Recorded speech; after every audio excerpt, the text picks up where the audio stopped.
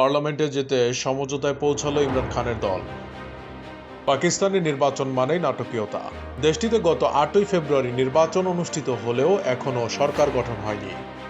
আলোচনার অগ্রগতির পরই পিছুটান দিচ্ছে শরিক দলগুলো। অন্যদিকে সমঝোতা ছাড়াই শেষ হয়েছে অন্যতম দুই দল পাকিস্তান মুসলিম লীগ ও পাকিস্তান পিপলস পার্টির আসন ভাগাভাগির বৈঠক।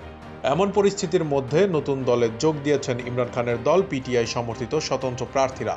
সোমবার ১৯শে ফেব্রুয়ারি ডনের এক প্রতিবেদনে এ তথ্য জানানো হয়েছে।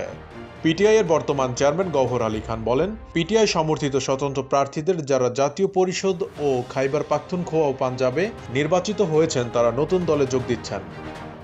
এসব প্রার্থী সুন্নি ইত্তেহাদ কাউন্সিলের হয়ে পার্লামেন্টে যাবে। তিনি বলেন, আমাদের প্রার্থীরা পরস্পরের সম্মতিতে তাদের হলফনামা জমা দিয়েছেন। আজ আমরা ঘোষণা দিচ্ছি পিটিআই সমর্থিত স্বতন্ত্র প্রার্থীরা সুন্নি ইত্তেহাদ কাউন্সিলে যোগ দিচ্ছেন।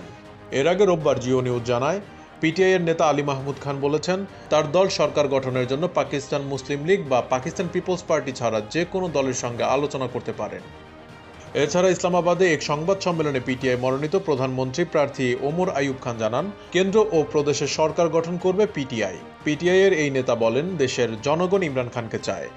জনগণের ম্যান্ডেট মেনে নিতে তিনি দেশটির অন্যান্য রাজনৈতিক দলগুলোর প্রতিও আহ্বান জানিয়েছেন।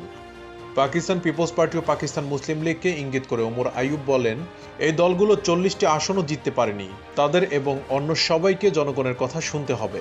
দেশের জনগণ ইমরান খানকে প্রধানমন্ত্রী হিসেবে মেনে নিয়েছে এবং তারা সুন্দর পাকিস্তান চায়। বিলাল ভুট্টো পাকিস্তান পিপলস পার্টি ও নওয়াজ শরীফ নেতৃত্বাধীন পাকিস্তান মুসলিম লীগ গত ৮ই ফেব্রুয়ারি নির্বাচনে ঘটে যাওয়া জালিয়াতির প্রধান সুবিধাভোগী বলে মন্তব্য করেছেন তিনি।